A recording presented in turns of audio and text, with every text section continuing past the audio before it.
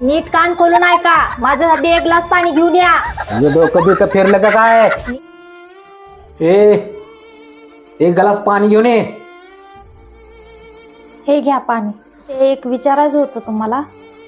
हा बोल. माझ्या घरून ना माझ्या भावाचा फोन आलता. तुम्हाला तर माहिती आहे आम्ही दोघं पण शिकलो नाही, आम्हाला अजिबात लिहिता वाचता येत नाही. तर तुम्ही त्याच्यासाठी एक पत्र लिहून द्याल? हा लिहून देतो. आणजा कागद आणि पेन. हे घ्या कागद आणि पेन.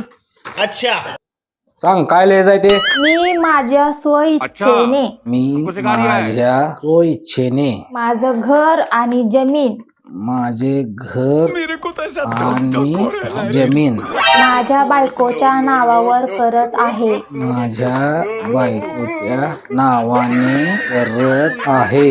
यासाठी माझ्यावर कोणीही जबरदस्ती केली नाही. यासाठी माझ्यावर कोणीही जबरदस्ती केली नाही. हे घे. तुम्हाला तर माहितीच आहे मला सही करायला येत नाही, तेवढी सही करून द्या ना.